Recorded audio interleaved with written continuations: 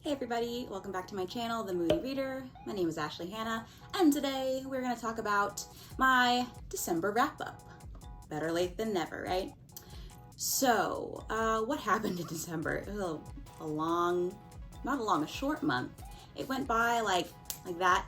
And so I didn't do like the most reading. I didn't do the most, but I didn't do the least.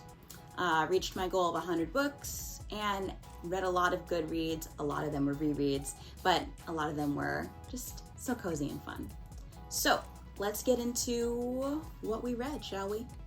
So the first book that we read in the month of December was Small Favors by Erin A. Craig. And this was the book about bees. This book was like a 3 middle ground star book.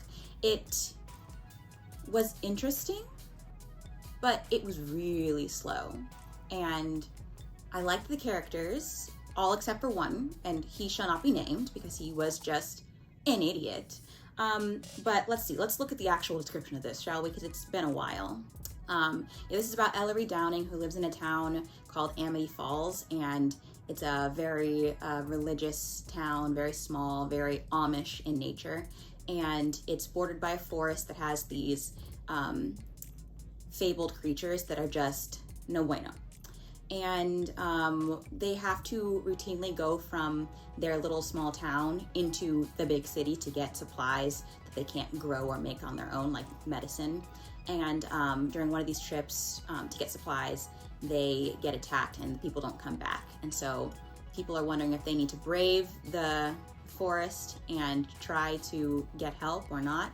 And then you have these newcomers coming into town and nobody knows what's really up with them. Everything's kind of iffy. You're like, do we trust you or do we not trust you? I don't know. And Ellery has this family. She has, I think, 3 or 4 siblings. She has a twin. His name is Sam. And their business is basically beekeeping. And she really just has the whole family on her shoulders at this point. And yeah, it's full of, it's a retelling. That's right. I'm like getting all these little like tidbits about what it was about. It's a retelling. I think spoiling what the retelling is would be like a really big spoiler. So I'm not going to say what it retells, but I enjoyed it. It just was really slow, and there were just times when a certain character just was not it. But this book is, I think it's horror and mystery and retellings. Erin A. Craig wrote House of Salt and Sorrows, and it's very much the same kind of genre, and the writing style is pretty similar. Obviously, it's the same author, and I liked it. It just escalated far too quickly at the end. Okay, the next book that I read was Into the Still Blue by Veronica Rossi. This is another YA book. Oh yeah, by the way, Small Favors is YA. This is another YA book that is basically a dystopian. It came out when all the dystopians were popping. It came out in 2014. This is the 3rd book in a trilogy.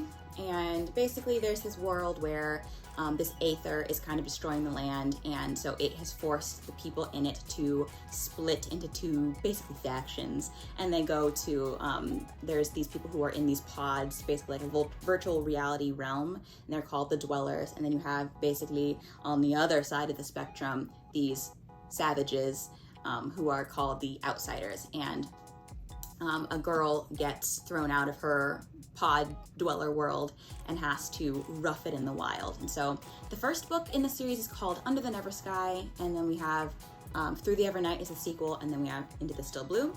So this is just basically a really lovely conclusion to this trilogy. I read this series back when it first came out, and I was quite the fangirl, and I gave it a higher star rating than I did before. I think I gave the 3rd book like a 3 when I was younger, because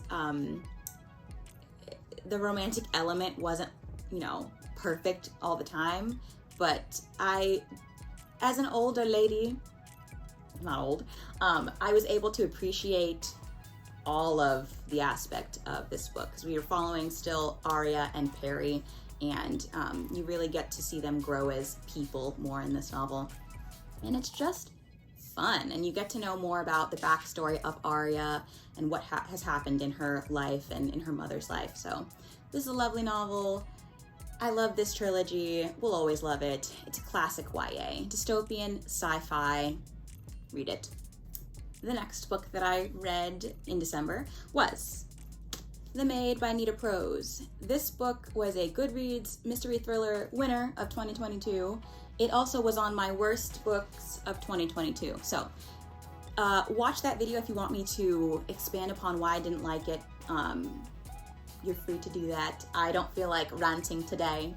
But yeah, I gave this one like 2 stars, and it's about this maid named Molly Gray who works in a hotel, and she is a little bit different, a little bit antisocial, doesn't really understand social norms, and she still gets along though, but she has this grandmother who's passed away, so she's basically all by her lonesome nowadays, and she finds this infamous tycoon dead in his hotel room, and she gets accused. So we gotta figure out who done it so we can clear Molly Maid's name.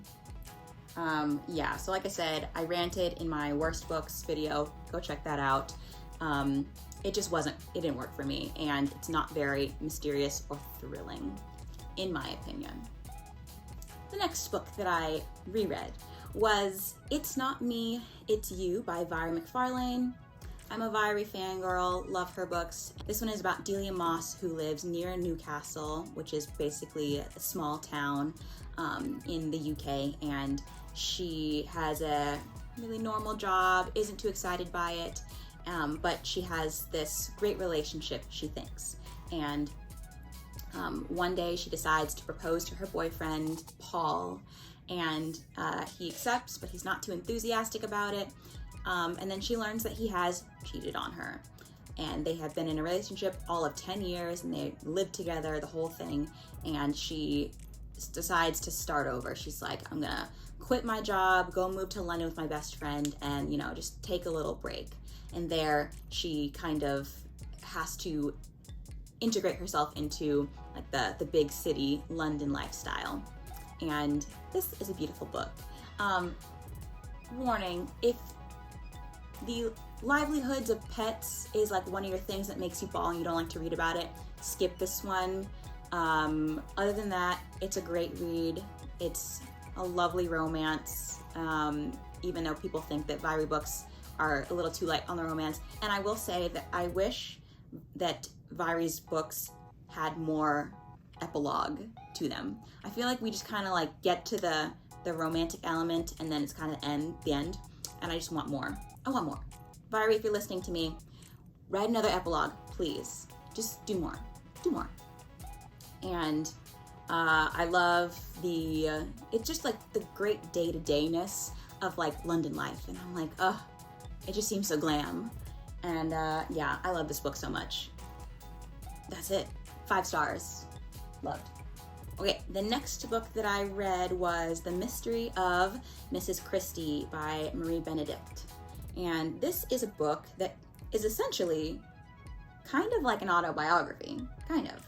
It's about a real life event that happened in which Agatha Christie, back in the 1920s, 1926, she went missing for 11 days, and then she came back to her husband and her child with amnesia, and nobody knows why she was gone, how it happened, and this is Benedict's take on what happened and why she was missing for 11 days and what happened afterwards. And I thought this book was going to be more mysterious, and it wasn't that mysterious, honestly, but I didn't mind it. Whereas The Maid wasn't very mysterious at all, and it bothered me. The Mystery of Mrs. Christie was not mysterious, but I still liked it because it felt like I was just reading an autobiography. It felt like I was reading a true story, and so I was just intrigued because you get 2 timelines, and one is from this manuscript that Agatha Christie is writing, and it's talking about her, basically her courtship with her husband and what led up to her being an author, all that stuff, like her home life, her sister and her mother. And then you have the second timeline, which is following her husband, Archibald, and what he's doing during the 11 days. And all I can say is that I had a great time reading this one. I only gave it 3 stars, but that's because the ending was a little bit womp womp, but I enjoyed it. And I think if you just go into it knowing that it's very slow and, like I said, not mysterious, but if you like autobiographies, I think you'll like this one. And the last book that I read was Chain of Gold by Cassandra Clare. I read this one, or I reread it, so that I could dive into the sequel this month. So I had to reacquaint myself with the Shadowhunter world, and basically, how much can you say without spoiling this for people who haven't read the other books, if there even are people who haven't read the other books? Basically, back in the Shadowhunters world, this is in the kind of post-Victorian era with the children of our main characters from the Infernal Devices series. So it's really lovely. I gave this one 5 out of 5 stars the first time. I think this, weirdly enough, might be my favorite world or era that we're in with Cassandra Clare, because I just like that time period. And I love our main character, Cordelia Carstairs, and all of her friends in this little world. And I'm super excited for the 3rd one this month. And I had a great time rereading it. And I think, yes, I did do a vlog for this. It's random and there are really weird bits and bobs, but if you'd like to watch it, that'll be coming out soon on this channel, so look forward to that, I guess. I don't know. Yeah, I really want to know how she's gonna end this trilogy. That's all. Okay, so those are the 6? Yep, those are the 6 books that I read this past December. I think that's all I have to say today. Let me know what you guys read in December down below. Let's have a conversation.